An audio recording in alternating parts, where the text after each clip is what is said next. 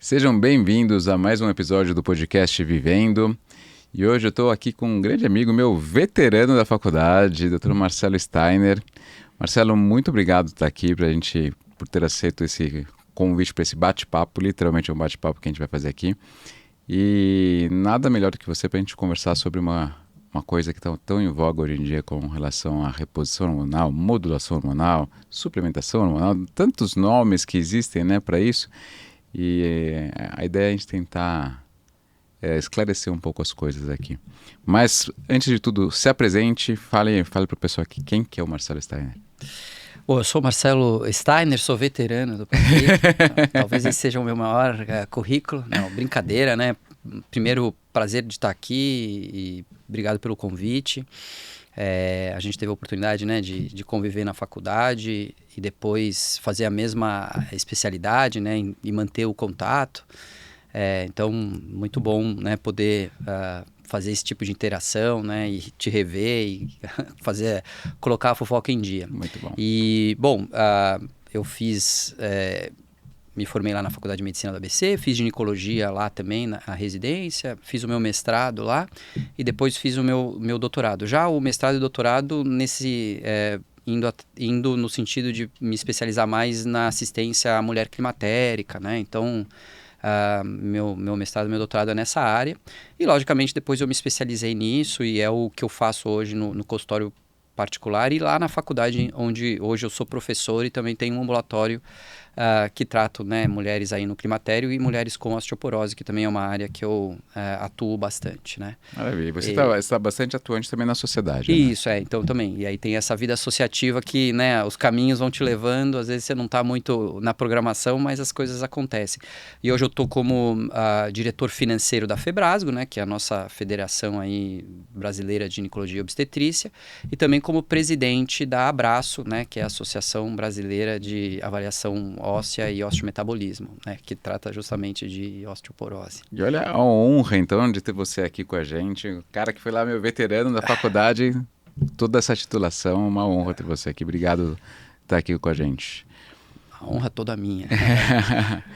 E a gente estava num bate-papo aqui, enfim, antes de entrarmos no ar, falar um pouquinho de família e tal, mas, como eu te falei, saiu há pouco tempo, né, na capa da revista Veja, enfim, uma influenciadora aí, vou nem dar ibope de nome dela, ela é meio relacionada com uma área que eu não concordo muito, mas enfim, falando, todo mundo tinha notado as mudanças no corpo dela, né?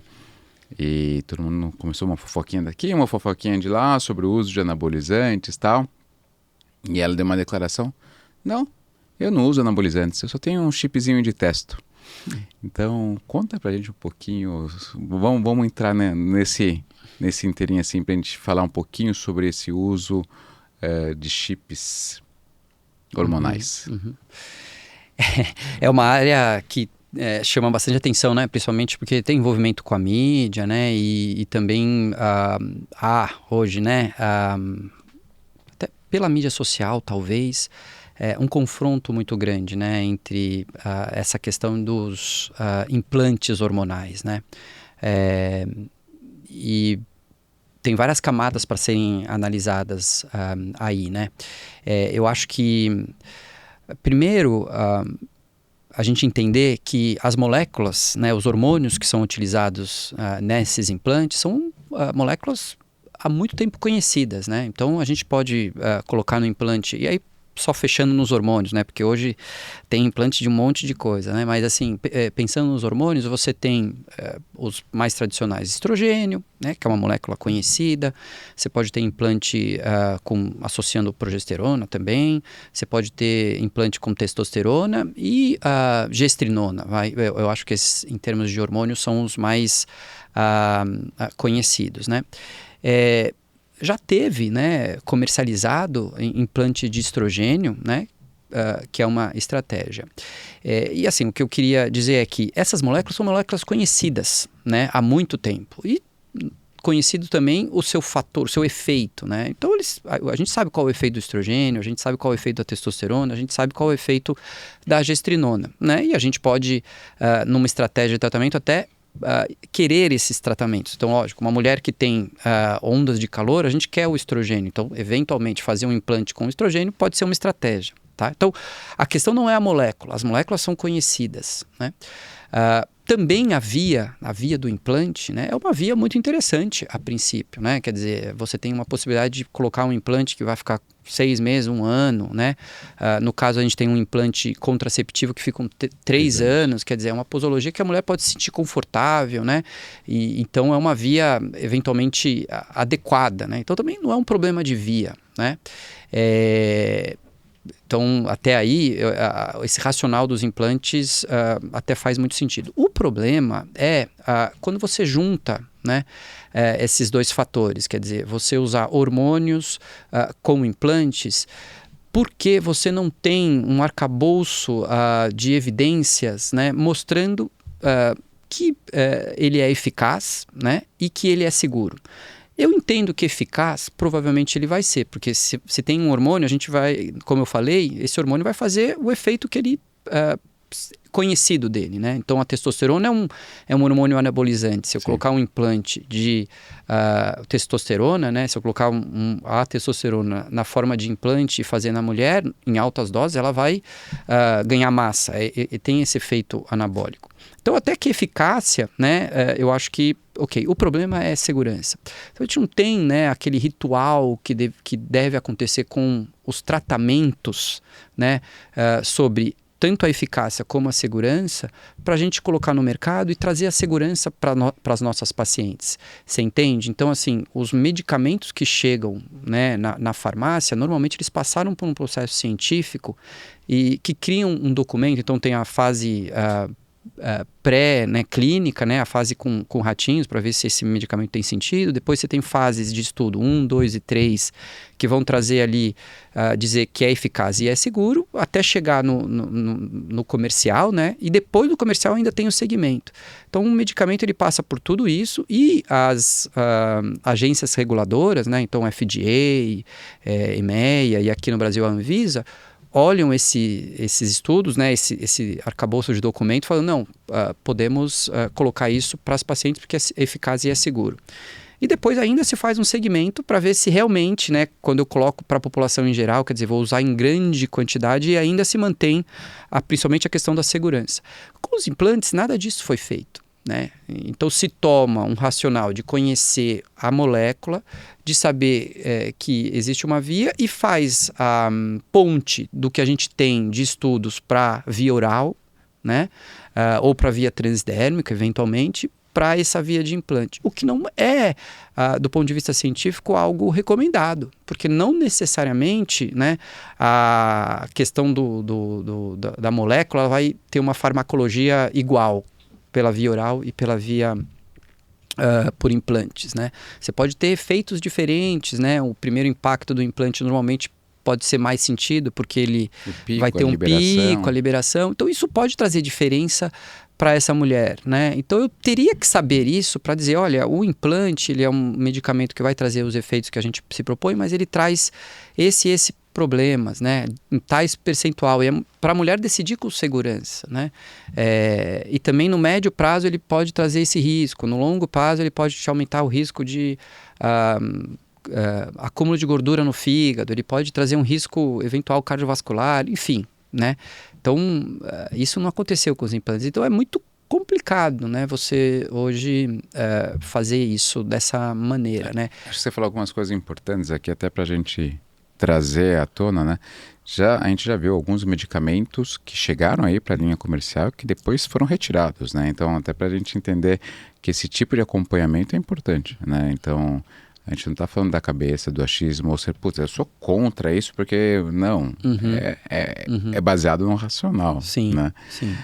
Lógico que a posologia, a apresentação de um implante é muito cômoda, é muito legal, tanto que quando a gente usa o contraceptivo Implanon, é muito interessante, né? É muito prático e hoje até falar da cobertura por plano de saúde agora do Implanon é muito legal. Muito bom. Isso ter sido alcançado.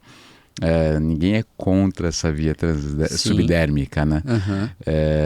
A questão é justamente isso, a gente conhecer a segurança disso e não só isso, o que a gente vê hoje em dia o que a gente tem no Brasil, pelo menos, são farmácias magistrais distintas que manipulam isso.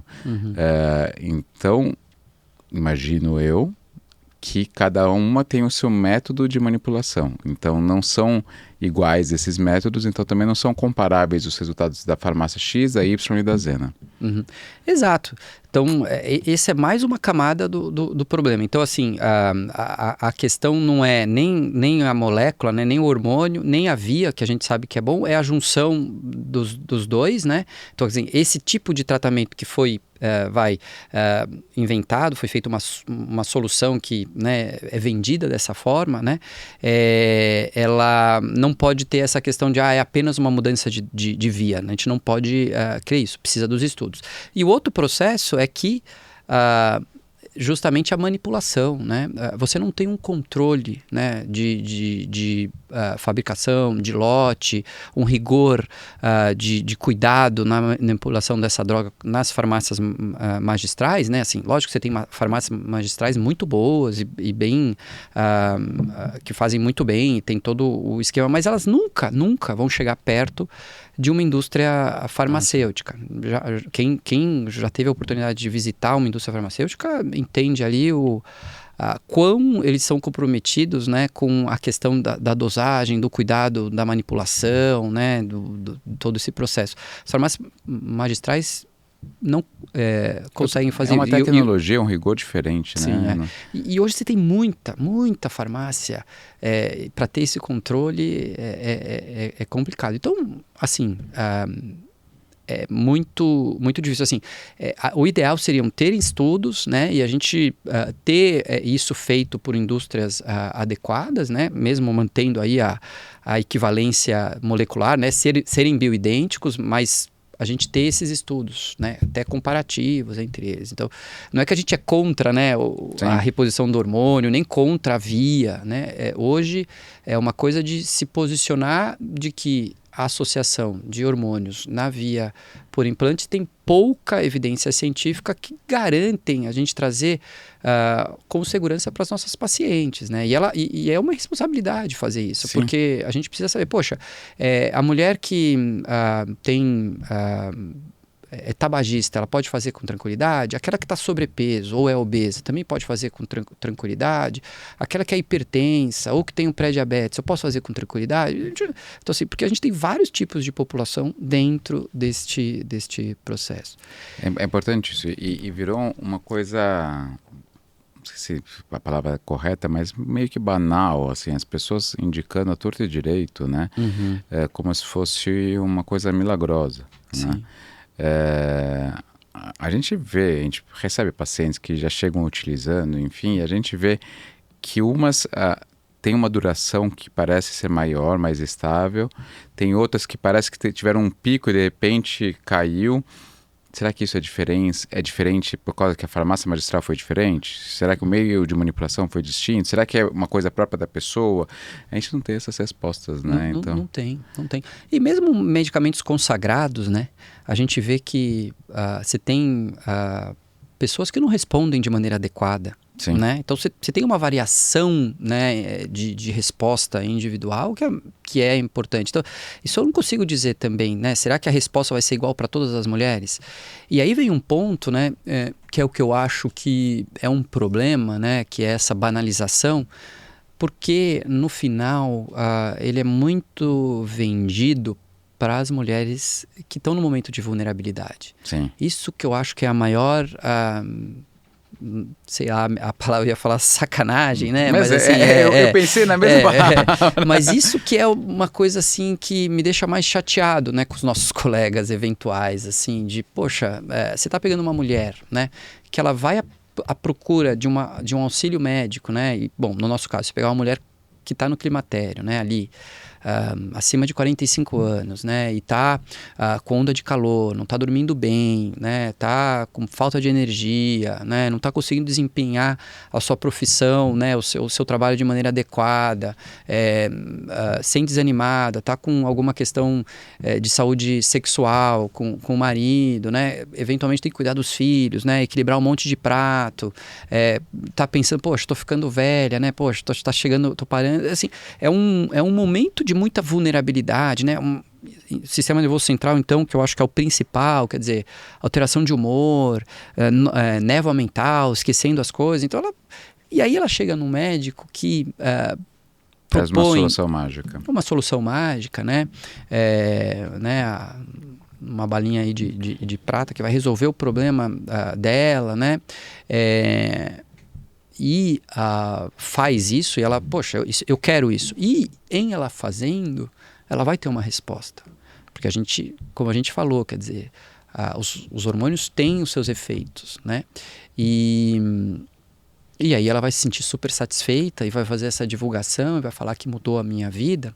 Mas isso é uma coisa de curto prazo, né? Porque a gente sabe, principalmente falando em testosterona e eventualmente gestrinona, você tem na testosterona um efeito em sistema nervoso central que ali vai trazer um benefício de deixar ela mais animada, vamos dizer isso, em altas doses, né? Porque nas doses que a gente eventualmente faz, não se observou esse benefício, mas em altas doses você percebe que ela melhora. Mas isso também tem uma dose de dependência, e com o tempo ela vai deixar de ter essa resposta ideal e vai ir atrás de mais, né? Então isso é algo que pode ser complicado. E também os efeitos colaterais, né? Então você tem, a princípio, junto com a gestrinona, de efeitos androgênicos, né, masculinizantes, então ela pode ter uma oleosidade de pele, acne, dependendo da dose, mudança de voz, né, queda de cabelo, né, e eventualmente essa mulher pode ter um distúrbio, né, no metabolismo energético dela, porque vai acumular gordura visceral, né, a testosterona aumenta o tamanho da célula gordurosa, e você fala, não, mas eu fiquei forte, mas se você olhar e avaliar gordura visceral, principalmente para quem já tem um sobrepeso, esse desequilíbrio, né, entre testosterona e estrogênio, classicamente já é visto que você tem um prejuízo do risco metabólico, né? Então você começa a entrar em riscos que no médio e longo prazo podem ser complicados para essa mulher, né? Então acaba sendo algo, um tiro no escuro, porque a gente não tem, como a gente falou no começo, né, toda ali o receituário, né, sabendo o que vai acontecer, se fizer nessa dose vai acontecer isso, se fizer nessa dose vai acontecer isso, como é a terapia de reposição hormonal clássica, né? Se você faz em via oral é de um jeito, se você faz em via transdérmica é outro. Se eu faço uma dose maior é um jeito, se eu faço uma dose menor é outro. Então, assim, você tem nuances. Então, essa coisa de vender algo para uma mulher vulnerável, né? Que num primeiro momento vai ter uma resposta, porque ela está precisando de uma resposta, né? E aí a gente pode até falar em efeito placebo também, né? Sim. Porque onda de calor, né? Eu fiz meu mestrado avaliando, meu doutorado avaliando terapia de reposição hormonal versus placebo, né? Para perfil lipídico, lipoproteico. E as mulheres que estavam no grupo placebo, 40% delas melhoraram da onda de calor. Então, assim, era um trabalho de 4 meses. Então, nesses 4 meses a gente viu essa resposta. Mas só o ato dela tomar, e como é algo central, né, ela vai melhorar, né? Então você vê que, assim, a resposta inicial normalmente existe, né? Essas coisinhas a gente precisa entender. Por isso que o estudo é importante, né?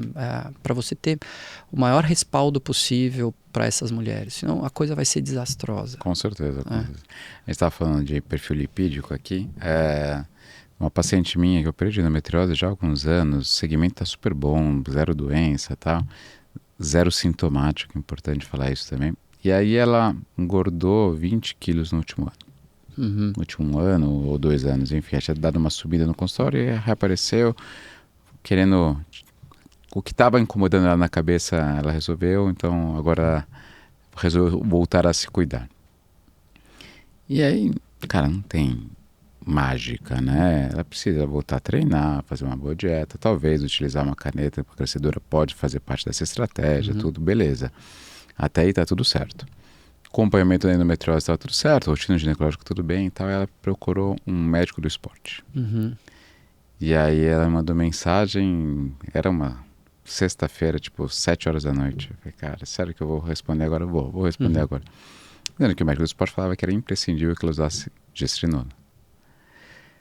Eu falei, cara, o cara não sabe nem como funciona. Né? Porque eu tô falando de uma obesa, tá 20 quilos acima do peso. É muito temerário, né? Então assim, tipo, não, você não vai usar isso. Né? Mas assim, se não tem a mim de confiança dela, médico há muito tempo com ela e tal, ela tá numa fase vulnerável da vida, ela teria ido facilmente. Facilmente. Então é justamente isso. Eles acabam aproveitando de situações que são cruéis, né? Pô, a gestrinona a gente sabe que é boa para endometriose. A gente conhece, mas a gente conhece os efeitos colaterais da gestrinona e por isso que acabou deixando de ser utilizado. Ninguém disse que a gestrinona não é boa para endometriose. Exato. Para endometriose, para mioma, para adenomiose. Ela é uma boa molécula. Mas os efeitos colaterais fizeram com que deixasse em desuso. Exato. Né? Então, e aí voltou com o chip da beleza e tudo mais. Então, essa falta de, sei lá, de honestidade. Né? Esse marketing, né, que é feito, inclusive o chip da beleza tem uma história muito interessante, né? Foi a Hebe que cunhou esse nome numa entrevista que o Elcimar Coutinho, né, que é o cara que realmente... O idealizador. Que é um cara, assim, do ponto de vista de estudo científico, né, assim, você pega, ele tem uma trajetória muito legal e ele tinha um racional ali muito interessante, mas no final não aplicou não foi para essa linha, né, dos estudos mesmo e foi para essa questão de oferecer, né, esse tratamento, enfim, acho que não é essa questão. Mas aí a Hebe falou, porque ele falou, melhora isso.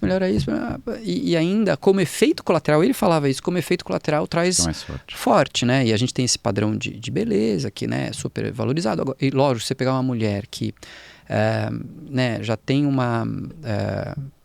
tá bem de saúde e você fizer um anabolismo, ela vai ficar, né? E aí, se o padrão é esse, todo mundo vai falar, nossa, eu quero aquele corpo. Mas não é igual para todo mundo. Você pegar a sua paciente, 20 quilos, né, de ganho acima do peso, ela não vai com a gestrinona, né, ter um benefício. Mas aí o chip da beleza, né? E o Elcimar surfou nessa onda.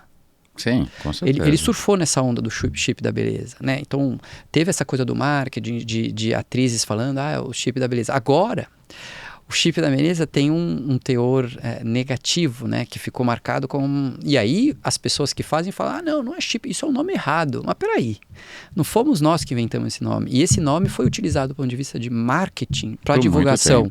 Para divulgação, né? E aí a coisa é tão, assim, incrível que outro dia...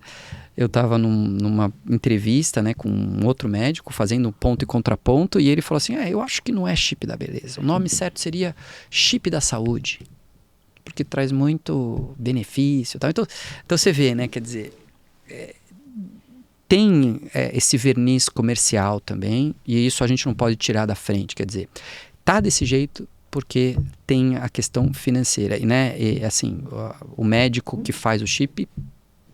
tem um retorno financeiro. Com certeza. É algo rápido com retorno rápido. Isso acontece, né? Então, infelizmente, a gente vive isso, né? Existe esse argumento, tal médico é comprado pela indústria, ou a indústria faz você isso. Poxa, também não é uma questão de indústria, porque a indústria farmácia de manipulação, hoje ela é praticamente uma indústria, ela faz uma produção enorme, ela não está manipulando medicamentos para quem não tem acesso ou não pode fazer o medicamento que é o medicamento que a indústria farmacêutica fez. Não, ela está fazendo como demanda, vendendo, que nem entra no escopo, né? Não deveria ser esse o escopo das farmácias de manipulação. Ela deveria existir como alternativa a uma impossibilidade de fazer os tratamentos consagrados. Mas hoje você tem empresas grandes, né? Então existe esse processo também. Então a gente tem que tomar cuidado com os argumentos que aparecem aí, né? Exatamente. Eu queria entrar um pouco nos temas, tipo modulação barra reposição hormonal, que às vezes as pessoas mudam um pouco o nome para tentar deixar mais leve, vai, digamos, vou até usar exemplo masculino, vai, no UFC, alguns anos atrás, eles utilizavam o TRT, né, tipo a terapia de reposição de testosterona, né, não está fazendo uso de anabolizante, ele está fazendo TRT, né, então, aí de repente ficou proibido o TRT, porque todo mundo utilizava. Sim.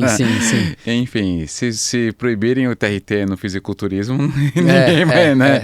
Enfim. Então, só para a gente tentar mostrar se existe realmente uma diferença entre os termos ou se é tudo a mesma coisa. Sendo bem sincero, né? É tudo a mesma coisa. O caminho disso é o seguinte, né? A terapia de reposição hormonal, ela viveu muito tempo aí sobre uma ditadura de um estudo, né? Que é o WHI. E esse estudo, né? 2002 foi publicado e trouxe aí um resultado, né, naquele momento, que foi o que foi interpretado, né, de ser uma estratégia que aumentava risco de câncer de mama e doença cardiovascular. Então, quer dizer, você fazer não dá para usar, né? Não dá para usar, né? Então, a terapia de reposição hormonal, ela viveu, né, sobre esse selo aí. Poxa, não, aumenta câncer, aumenta doença cardiovascular, né? E aí, depois, com o tempo, viu-se que esse estudo ele tinha falhas metodológicas, né? E novos estudos e novas interpretações foram demonstrando que, se você fizer no momento correto, com um tipo de medicamento mais adequado, numa dose mais adequada, por um tempo adequado, ela traz muito mais benefício do que risco, e aí na balança vale a pena colocar. E aí, quando começou né, o tempo passando, então vamos adaptar, vamos fazer uma modulação, né? Porque daí essa modulação que foi sair daquilo que era feito, né? Que era estrógenos e equinos conjugados, né? Que era uma molécula não bioidêntica, ou seja, que a mulher não faz pelo corpo dela, ela não tem nenhuma equivalência, né? Molecular que é produzido pela mulher, né, em tal dose, né, associado a um progestagênio, que era o acetato-medoxprogesterona, que também é um progestagênio hoje conhecido, né, como efeitos não tão ideais. Então, se eu mudar isso, quer dizer, eu trazer para o estradiol, que aí sim é uma molécula bioequivalente, e associar uma progesterona, que também é uma molécula equivalente, e fazendo não por via oral, mas por via transdérmica, quer dizer, fazer uma coisa diferente, ir modulando, fazendo aí um controle laboratorial, né? Eu vou fazendo uma coisa específica para você, personalificando a estratégia de tratamento. Fez esse nome, né? Modulação hormonal, que no final das contas é a terapia de reposição hormonal com essa vestimenta personalizada, né? High ticket. Mas esse negócio da modulação até caiu um pouco, né? Hoje o pessoal tem que fazer terapia. É engraçado como as coisas vão mudando, né? Hoje todo mundo aceita mais a terapia de reposição hormonal, os médicos, né? Antigamente você falava... Existe uma imagina, né? tal. Agora, né? Então já não precisa ficar mais pensando em modulação até para ter esse convencimento da paciente, né? Da mulher. Mas a gente acabou, né, até surfando nessa onda do chip da beleza e do nome modulação, enfim...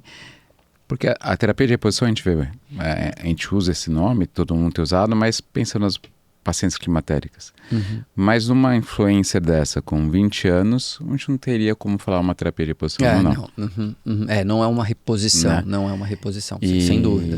Nesse sentido tem razão, né? E aí a gente vê um número cada vez maior de mulheres. Daria para falar de homens também, né? A ideia hoje, né, a gente tinha comentado, o Cleiton viria para a gente poder falar um pouco também do uso por homens, mas a gente vê na academia, de um modo geral, o quanto de gente tem utilizado esses hormônios, seja por via de implantes subdérmicos, por gel, por injeção, por via oral, enfim, a gente tem visto muito na academia. Né? Existiria alguma indicação do uso de hormônios numa mulher no menacme? Para fins terapêuticos A não ser que ela realmente entre numa falência ovariana prematura, sabe? Assim, olha, parou a produção pelo ovário, e aí a gente com certeza precisa repor estrogênio e eventualmente, né, em algumas situações, como até às vezes se tirado os 2 ovários por um motivo de doença, né, até pode ser uma testosterona. Agora, fora isso, muito pouco benefício. Ela tem as gônadas funcionais, você não tem um benefício para um tratamento, né?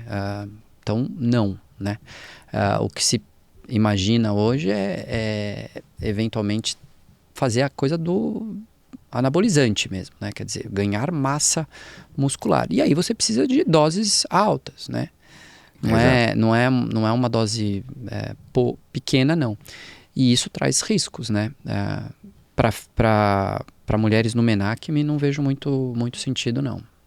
Acho que é importante você trouxe, né? A gente até, eu nem tinha pensado em falar, mas caráter de exceção, mas uma falência prematura de ovários e uma eventual retirada cirúrgica dos ovários. Perfeito.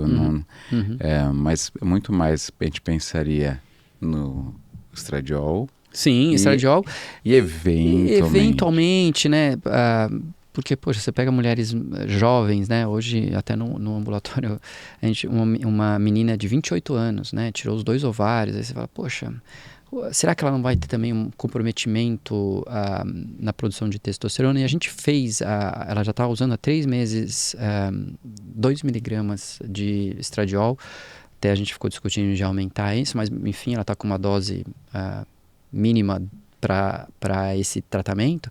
E a principal queixa dela já era e continua sendo baixa libido. Engraçado, ela tem onda de calor, tudo, mas ela já reclamava da outra vez, olha, o que mais me incomoda é que eu... Né? Então, a gente pensou nessa estratégia, quer dizer, porque você tem a produção pelo ovário, né?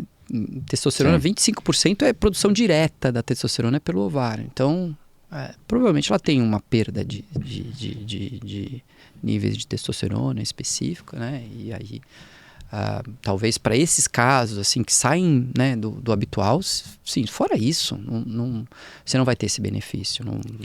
Esse argumento de argumentar te dá mais energia, te dá mais disposição e você vai desempenhar melhor, não acontece. É muito mais aquilo que a gente falou, uma pessoa vulnerável, querendo algo, que vai fazer uso e que vai ter um efeito muito mais porque eu estou fazendo e acreditando, que vai durar uns 6 meses eventualmente e que depois não vai... Então vamos lá, vou me passar para uma paciente. Aqui estou vindo em consulta com você. Então, Marcelo, eu passei num outro doutor e ele falou que eu tinha que medir minha testosterona. Porque eu estava cansada, não consigo render na academia e tal. O que você me diz disso? Então, a gente não dosa testosterona em mulher porque, primeiro, que você não tem uma qualidade, né, de kit para fazer isso ideal. E depois que há uma variação muito grande, né, até eventualmente diária, então não é uma coisa tão consistente assim. E terceiro, porque a gente não tem um corte, né, claro de quando um nível de testosterona vai me dizer uma intervenção terapêutica. Então, assim, se está abaixo de X, eu vou fazer tratamento. Se está acima de X, não precisa fazer. Né? Não vai te ajudar, essa dosagem não vai te ajudar na sua conduta médica e terapêutica. Né? Porque existe, de fato, mulheres que você tem na sua mão um exame de testosterona que alguém fez, que você fala, nossa, está baixo, e ela, doutor, não estou sentindo nada, estou bem. Do ponto de vista até de libido. Não estou sentindo nada. E tem mulheres que têm uma queixa importante de perda de libido e, teoricamente, a testosterona está num nível considerado normal. Então, você não tem essa relação tão clara, sabe? Entre nível no sangue e sintoma clínico, né?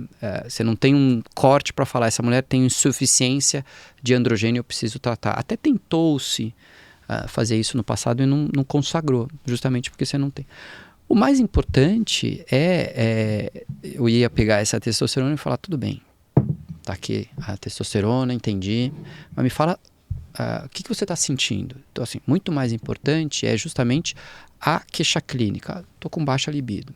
O que mais? Olha, além da baixa libido, eu estou me sentindo com menos energia, tal. E eu posso pensar, poxa, será que eventualmente, né, essa mulher aí numa perimenopausa tem um déficit de testosterona que possa justificar uma suplementação, né, que esteja impactando a vida sexual dela e a qualidade sexual dela?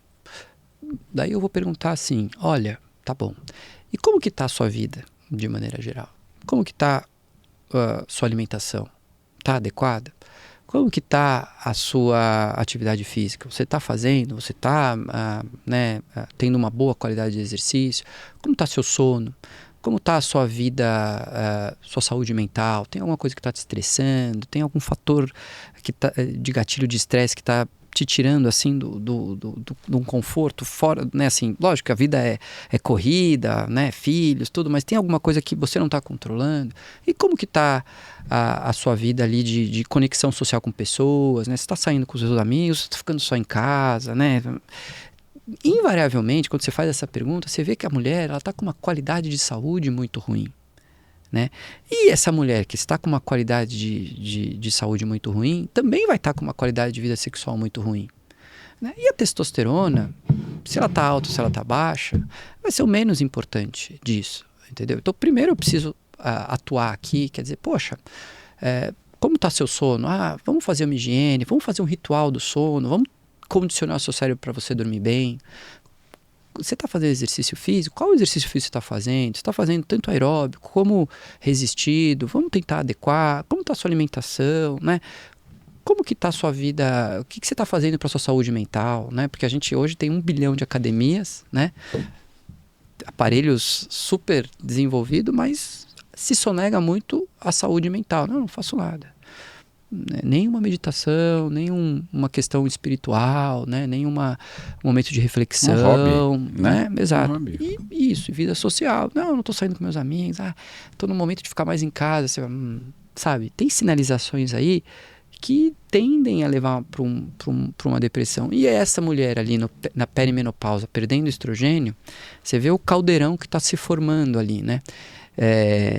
Então a testosterona nesse processo, ela vai ter menos importância, né? Então, lógico, se eu acertar tudo, né, deixar essa mulher saudável da melhor maneira possível e ainda ela tiver essa queixa sexual, tal, e eu perguntasse como está a relação com o parceiro, né, a situação inteira dela, se ainda assim, aí vale a pena a gente suplementar, né, ou repor a testosterona, independente do que diz aqui o exame, né, laboratorial.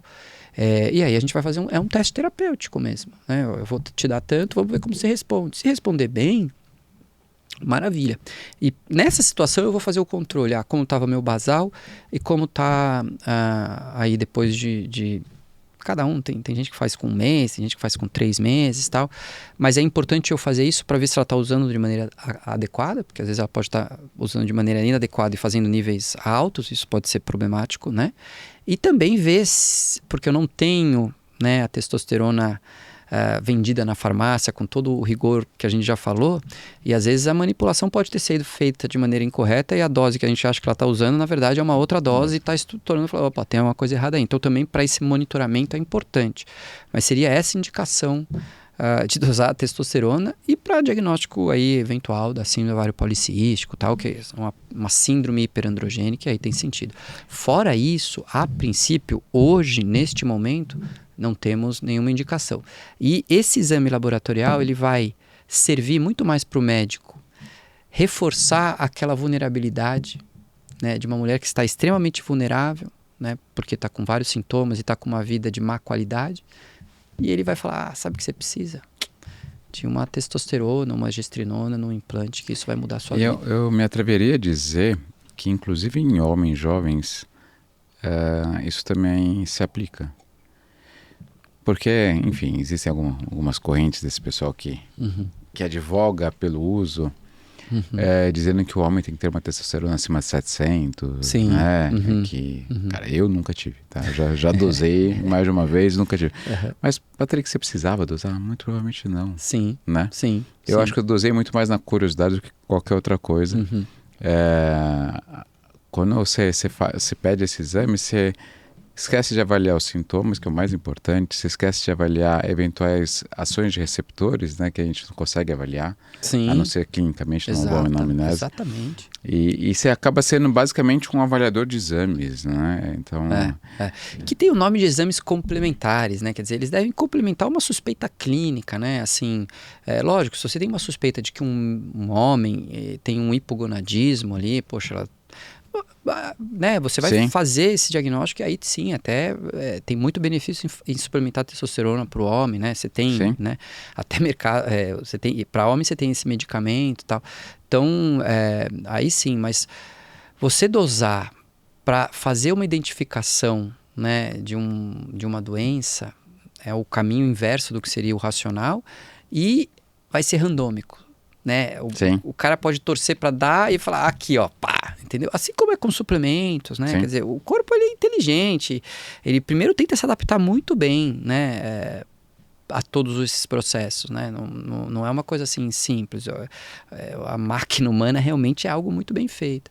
Agora, lógico que você pode ter, né, essas questões de, poxa, tô me alimentando mal e tenho um déficit nutricional e aí talvez a suplementação vai trazer o sentido, mas para acontecer isso, você tem que é muito mais fácil usar um hormônio do que mudar a alimentação, do que mudar o sono, do que praticar exercício físico, do que conversar com o parceiro e resolver problemas do casal.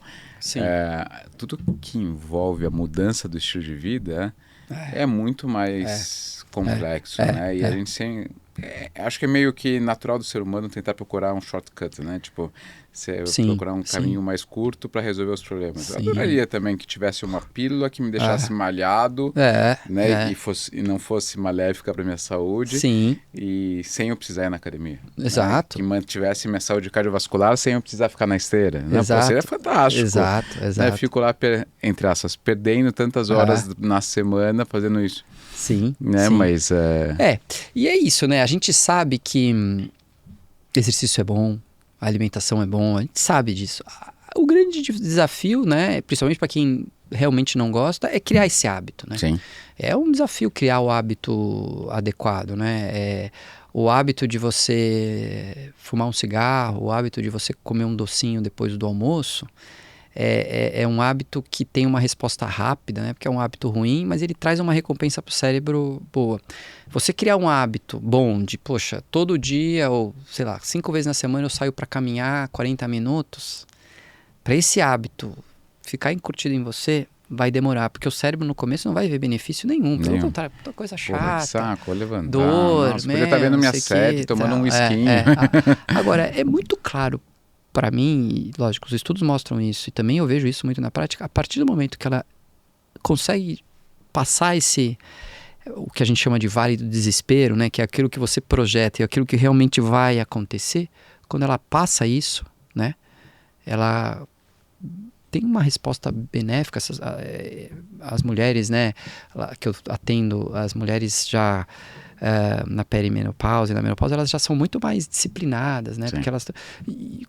doutor, comecei a fazer exercício físico, tive uma mudança, elas me agradecem, eu não toquei, não preciso fazer nada mas elas me agradecem. Então assim, é por aí o caminho, né? Não tem como ser diferente, não. Realmente não vai existir, hoje não existe essa...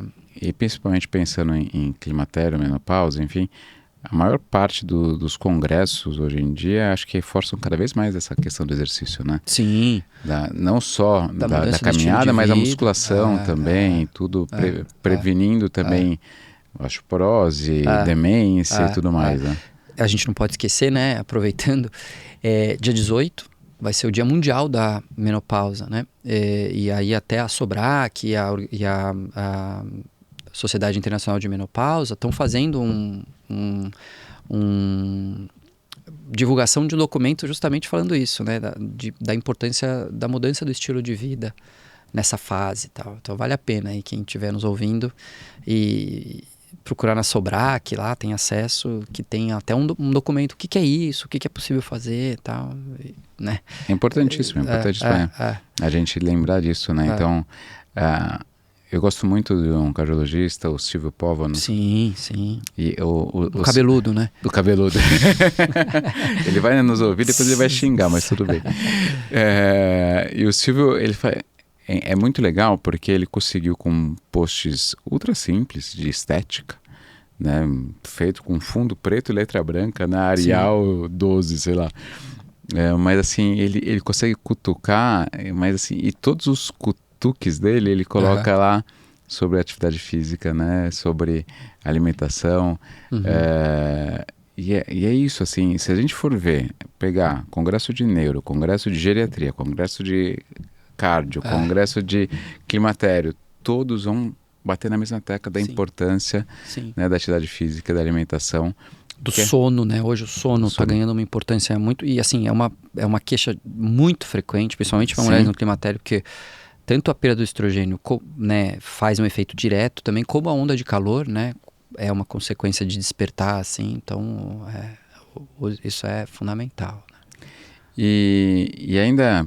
pensando um pouco sobre esses caminhos mais curtos dos hormônios, o que você imagina a médio e longo prazo de que se teremos ou não alguma pandemia, alguma coisa, não uma pandemia, né? Mas assim, uma enxurrada de alterações tanto na saúde da mulher quanto do homem, eventualmente. O que você acha que a gente pode enfrentar nos próximos anos? Olha, Porque de verdade, eu nunca vi um uso tão grande quanto eu tenho isso hoje. Eu acho que assim, como o próprio nome diz, né? São medicamentos ou moléculas anabolizantes, né? Então elas têm um efeito de estímulo, né? De aumentar a sinalização, né? Então assim,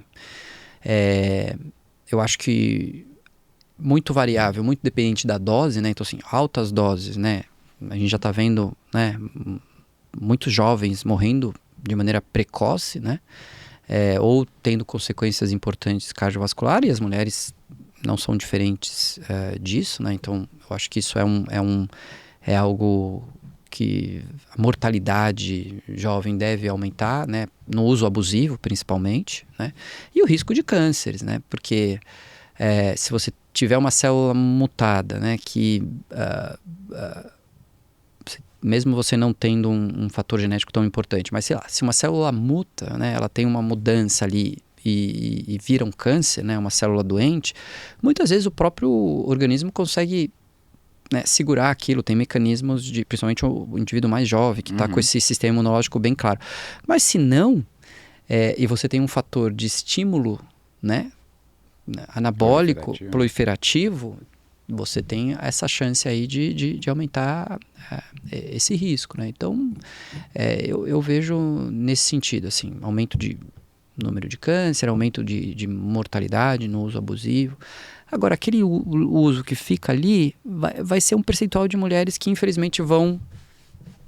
não vai ser uma coisa assim que a gente vai ver super, mas vai aumentar. Quer dizer. E assim, se você pegar a população trans, né, que tem indicação, né, de fazer uso de altas doses, né, o homem trans de testosterona e a mulher de estrogênio, você vê riscos, né? Então, o uso alto de estrogênio aumenta o risco de evento tromboembólico, né? Porque estrogênio passando pelo fígado vai fazer isso. E altos níveis de testosterona também, né, trazendo algum aumento de risco. E essa população, a gente faz e não vê, no curto prazo talvez não vê, mas no longo prazo vê, e essa população com o tempo, assim, ainda não está tão claro, mas é uma população que vai ter uma longevidade menor. O uso né, alto de hormônios vai ter essa consequência, infelizmente, sabe? Né? Porque é uma pena, né, isso, mas infelizmente vai acontecer. Então a gente não pode, né, ter isso como exemplo. Né? Não, a população trans faz altas doses de testosterona porque a mulher não pode fazer, né? Eu já vi esse argumento. Não, mas eles têm risco também, não é isento de risco, Não é de jeito nenhum. Mas existe, né, todo Existe o processo, um porquê. né? O porquê primeiro, né? Quer dizer, a pessoa tem a necessidade genuína daquilo, Sim. né? Ela se considera de outro gênero, então ela não está feliz, ela quer. Então isso já vale esse risco, mas ela faz faz um acompanhamento super rigoroso em todos os sentidos e tem que fazer mesmo, né? Mas ela tem um risco maior do que daquela população que não faz, entendeu? Agora você me pegou uma coisa que eu realmente não sei, que eu não tenho experiência nenhuma com população trans. Mas na eventualidade de ocorrência de um evento adverso grave, seja, sei lá, um TEP, uma mulher trans, ou um IAM, enfim, vai falar tromboembolismo pulmonar, infarto do miocárdio, né? De quem está nos ouvindo. Como que se procede? Então, é um desafio, né? É um desafio e aí eu também não tenho muita experiência, né? Não é um público que eu mexo com frequência, mas é essa discussão, né? Você vai compartilhar esse risco e se acontecer, você tem estratégias, né? Eventualmente, a pessoa vai fazer anticoagulação e vai manter o hormônio, né? Sim. Lógico que não reverte, né? Então, pelo menos ela ganha tal os efeitos e tenta se manter. Você eventualmente diminui dose e aí você vai, né, pensando em estratégias. Não é fácil, não é uma coisa trivial, não. É um desafio, sim. Né? É bem complexo. Né? Assim, a grande maioria vai bem, né? Sim. Mas há um risco aumentado, né? A gente não pode considerar que então vamos fazer.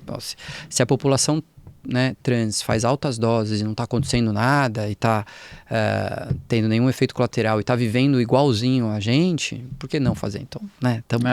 Eu vou pegar um outro exemplo, então. Não vou até pegar, tipo, fisiculturistas, né? Exato. Quantos ex-Mister Universos que o cara tá na cadeira de rodas, não consegue se locomover, que teve AVC, que teve infarto. Exato. Recentemente, o The Rock, você chegou a ver? Ele antes e depois? Sim. Ele, não sei se foi por um papel no cinema, enfim, que ele vai fazer. Ele murchou, né? Mas ele tá metade, um terço do que ele era, né?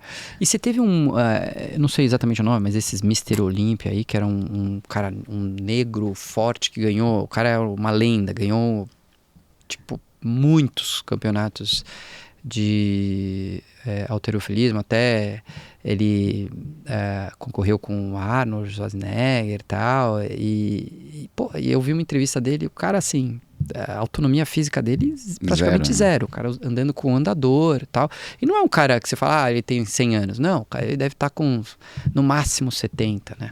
Então assim, há uma consequência, lógico também pela coisa de levantar muito peso, né? Mas não só hormônio, né? Uma condição alimentar também super fora do que seria o habitual, né? Quer dizer, então assim, não tem jeito, né? Quando você sai do equilíbrio em qualquer coisa, você está no risco, né?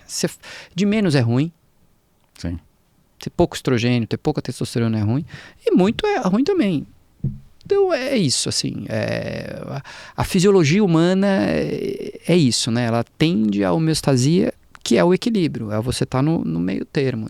Não adianta a gente, né, querer ganhar saúde saindo da fisiologia, saindo do que é o considerado o normal, né? Ou pelo menos o fisiológico. Você vai ter consequências. Algumas, né? Ganhei massa muscular. Tá ótimo. Se eu só perder cabelo, beleza. Né? Exatamente. Se é esse o objetivo, tá tudo certo. Eu acho que cada um é cada um, né? Também não quero generalizar aqui, nem falar que às vezes tem pessoas que propõem um tratamento com alguma estratégia de implante que tem até o racional ali e tal. O que não dá é para ser essa banalização, essa coisa inconsequente e tal, sabe? Eu acho que... Infelizmente tem se utilizado muito para fins estéticos. Você quer utilizar os implantes, por mais que a gente tenha todas as eventuais ressalvas, mas pensando em fins médicos, né? Pensando numa reposição hormonal, no climatério, pensando eventualmente no tratamento de endometriose, é aceitável, sim, né? e a gente torce, né? Que dê certo. Que os estudos cheguem, né? Para gestrinona na endometriose tem um estudo sendo feito. Vamos ver como que vai ser. E onde vai posicionar a gestrinona. Exato. Se vai ser realmente, olha, vai ser a primeira escolha porque ela é muito boa. Nossa. Ótimo. Vamos amar, maravilha, né? Maravilha. Eu sinceramente... Não acho. Não acho que ela vai... Mas, talvez ela seja uma estratégia. Ó, tentamos aqui, tá, pô, tem essa opção. O que acontece? Quando você usa, você tem tal efeito positivo, vai te trazer isso, mas também tem esses. E a decisão é a decisão compartilhada entre o médico e o paciente. É bom a gente ter isso. O debate é bom. E não sou contra, né, a possibilidade. O que eu acho é que a gente já conversou, mas, né, assim, fez um pulo, né, assim, de uma estratégia de tratamento que não seguiu nenhum rigor, né, e está se fazendo de maneira completamente incorreta. Eu acho que exige esse rigor. Mas a ciência, a gente pode esperar. Tem que esperar, né? Não tem jeito. Antigamente se oferecia cigarro no hospital, né, lá atrás, porque trazia benefício para o pulmão, a pessoa respirava melhor. Então, né, o que é isso hoje, entendeu? Não, no avião, né? Podia fumar dentro do avião. Não, mas eu tô falando, no hospital se oferecia como estratégia de tratamento lá no início. Quer dizer, o cigarro, ele era isso considerado... Eu não sabia. Tem um... Cara, eu não vou lembrar o nome do livro, mas é um livro escrito por um professor de Harvard, indiano, assim, e ele fala sobre o câncer, né? Conta a história do câncer e tal. É um livro até famoso, eu que tô na névoa mental. Mas um dos capítulos é isso, sobre a questão do tabagismo, né? E é isso, tem lá propaganda, né? O médico falando, fumem, sabe? Caramba. Então você passa por esses momentos, Sim. né? Então tem que tomar cuidado, né? Tá ali do Mida, não é? Exato. Então, Exato. Como que é? Como que era o ditado? A medicina é a profissão das ciências... Não, é a ciência das verdades... transitórias. O que dá para Em entender, né? Mas assim. assim, a gente tem que ter um limite ali, né? A medicina baseada em evidência ela é muito importante. E deve fazer parte da sua estratégia. Não é a única, né? Você tem a sua prática, você já passou, né, endometriose, quantos casos você não viu? Você tem aquele seu feeling, mas assim, não dá para você, vou fazer aqui, o médico ele tem autonomia. Não, peraí, a autonomia ela tem um limite dentro do contexto da ciência, né? Não é uma coisa assim, né? Eu posso, né, dar veneno de cobra porque, sabe? Não, faz mal. Eu acho que vai fazer bem. Agora, também não precisa ser aquele cara, não, que não está na medicina, não, calma, também podemos, né, dentro de a testosterona que a gente faz para mulheres que têm queixa desejo sexual hipativo, a gente faz de 1 a 5 miligramas, está escrito lá na Febrado, mas é uma evidência que, teve grandes estudos? Não teve, mas teve uma quantidade de pequenos estudos que permitiram a gente fazer isso, tal, né? O ideal seria o adesivo de testosterona que teve, mas ele foi descontinuado do mercado, né? Por questões comerciais, assim, a indústria não estava vendendo o quanto queria porque foi liberado para uma população específica, né? E eles quiseram ampliar e o FDA falou não tem condição. E eles falaram, não tá valendo a pena aqui o trade-off e descontinuou. Mas esse estudo ele trouxe evidências mostrando que, olha, a testosterona numa certa dose para mulheres com queixa de desejo sexual hipativo faz sentido. Então hoje eu preciso ter alguma coisa, né? E até tem na Austrália você tem um creme, né, feito por uma indústria. Até eu fui no congresso da Figo agora semana passada, eles estavam lá fazendo a propaganda, falando, a gente tem em 2 países, né, Austrália e Inglaterra, 1%, uma dose bem baixa, tal, mas que parece fazer efeito, né? Então seria interessante, né, se chegasse mais países, né? Se eles ampliassem. Acho que o caminho acaba sendo isso. É engraçado, né? Você pensar, poxa, a testosterona é uma molécula que tem tantos benefícios, né? Que as mulheres, né, que usam, falam, por que a indústria não investiu nisso? É por causa do outro lado, os efeitos colaterais, né? A indústria não quer se comprometer com isso, assim, porque pode ser desastroso também. Exatamente. Né? Então, uso incorreto, enfim. Marcelo, caminhando para o final aqui, a gente deu um apanhado geral, falamos de várias coisas aqui. O que você acha que, para quem nos acompanhou aqui até agora, que seria uma fundamental de lição para casa, de mensagem para casa? Eu acho que hoje a grande questão é a informação, né? Tem muito acesso à informação, né? E as mulheres, eu imagino, que ficam muito confusas. Poxa, quem que eu vou... Será que nós somos quem tem a verdade? Não nesse sentido, mas assim, eu acho que ela tem que ir atrás da boa informação, né? E ter a segurança de quando ela for fazer uma decisão de uma estratégia de tratamento, ela saber muito bem sobre aquilo, né? E tomar cuidado com essa questão que a gente conversou de que, poxa, ela está passando por um momento de vulnerabilidade e alguém vender algo para ela, né? Ou propor algo para ela que seja assim, olha, vai mudar a sua vida. Eu acho que é importante ela ir atrás de fontes conhecidas, eventualmente mais de uma opinião médica, né? Porque isso é importante. E outra coisa é isso, quer dizer, boa saúde, né? Você tem realmente que ter ser sustentado em alguns pilares, né? Então não dá para ela exigir, poxa, tô com tal queixa, mas e não fazer, né? Ou pelo menos tentar ao máximo fortalecer a sua saúde através de uma boa alimentação, através de exercício físico, através de um bom sono, através de cuidados com a sua saúde mental e também, né, passear, se divertir, ter amigos, né, ajudar outras pessoas e ser ajudados, tudo isso é importante. Então, eu acho que sempre essa é a questão, né? Qualificar a sua saúde.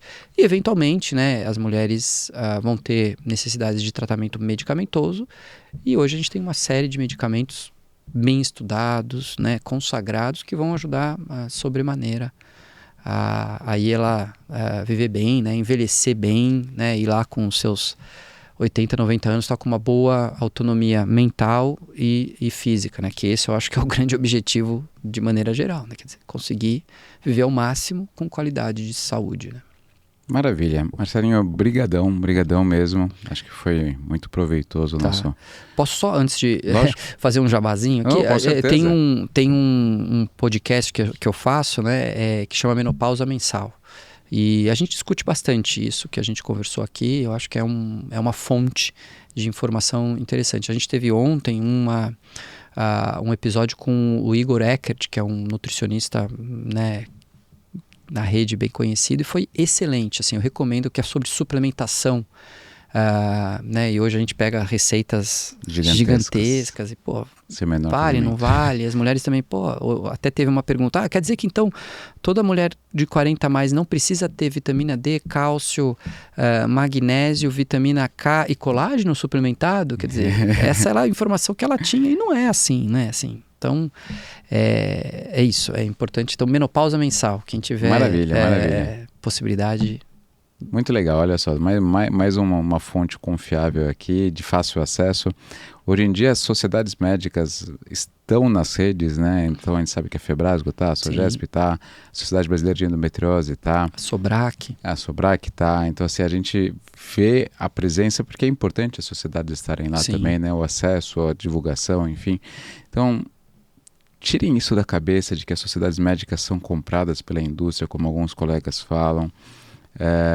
As sociedades médicas, quando elas ditam algum tratamento, é baseado em evidência, aquilo que a gente tem realmente escrito, né? Uhum. Então, o que a Febrasgo fala vai de acordo com o que a FIGO também fala, né? E a sociedade europeia, a sociedade americana, elas se conversam, não é uma coisa independente, não é a indústria pagando isso, né? De jeito nenhum. É importantíssimo a gente ter esse conceito, né? Desmistificar isso, porque infelizmente tem alguns colegas que fizeram até campanhas contra as sociedades, enfim, e eu acho que é importante a gente lembrar isso, que as sociedades estão aqui para ajudar, tá bom? Não é para serem compradas pela indústria. Sim. E, fundamentalmente, aqui o Marcelo falou, algumas vezes a gente falou, mudanças de estilo de vida. Difícil. Não é fácil. Eu mesmo fui bem mais gordinho, mas eu sei o quão difícil é praticar atividade física, o tempo que eu demorei para ver o benefício, né? mas a partir do momento que eu vi o benefício, eu não paro.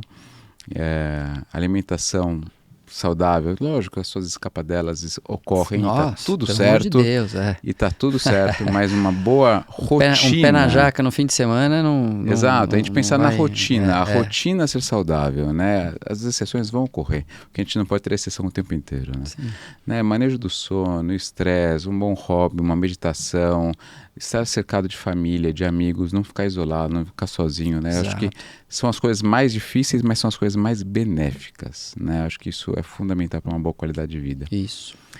Gente, brigadão quem nos assistiu até agora, e logo mais estamos com um novo episódio aqui para vocês.